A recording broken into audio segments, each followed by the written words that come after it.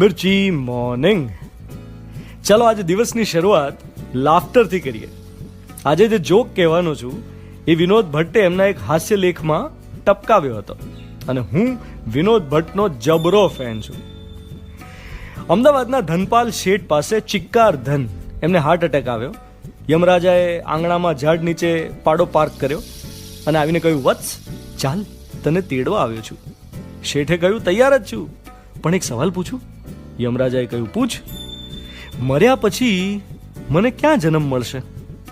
યમરાજા કે કોન્ફિડેન્શિયલ છે, ના કહેવાય. શેઠ કે કોને હવે, હું ક્યાં કોઈને કહેવા જવાનો છું. યમરાજા સારા મૂડમાં હતા તો કહી દીધું કે જો સામે જો, તારો માળી રામજી જે ઓરડીમાં રહે છે ને એને ત્યાં કાલે સવારે તારે પુત્ર તરીકે જન્મ લેવાનો છે.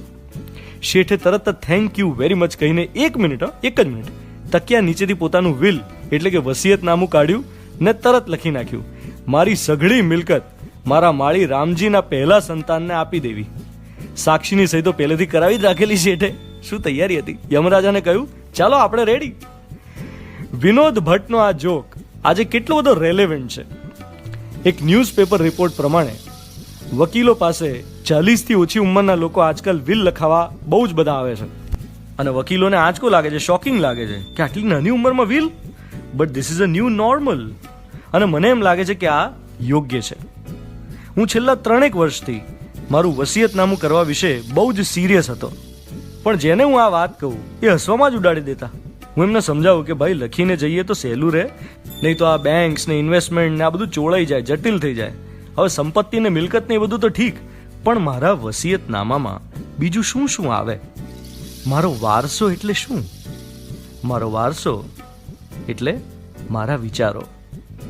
મારા એ વિચારો જેને હું રોજ આકાશમાં વહેતા મૂકું છું. એ વિચારો મને જ્યાંથી મળે છે ત્યાં જ પાછા મોકલું છું. એ વિચારોના બીજ જે હું રોજ વાવું છું ને તમારા મનમાં એ વિચારોની વાવણી કરું છું. એમાંથી જે ઉગે તે મારો વારસો, આપણી સહિયારી મિલકત. મારો વારસો એટલે મને વડીલો પાસેથી, કુટુંબ પાસેથી મળેલા સંસ્કાર. મારો વારસો એટલે વર્ષોથી મેં વહેંચેલું વહાલ, મેં વરસાવેલો પ્રેમ, ચિક્કાર તરબતર કરી મૂકે એવો ગળાડૂબ પ્રેમ, જાતને ભૂલીને બધું અસ્તિત્વ ઓગાળીને વરસી જવાની ઘટના એટલે મારો વારસો. મારો વારસો એટલે મારી સમજણ અને એનો સેતુ. બોલો, તમારો વારસો એટલે? જો તમારે વસિયતનામું કરવાનું હોય તો કોને કોને શું શું આપીને જશો? કેટલો સરસ અને ઉચિત સમય મળ્યો છે આ વિચારવાનો. વિચારજો. You are listening to Mirchi. હું છું ધ્વનિત તમારી સાથે.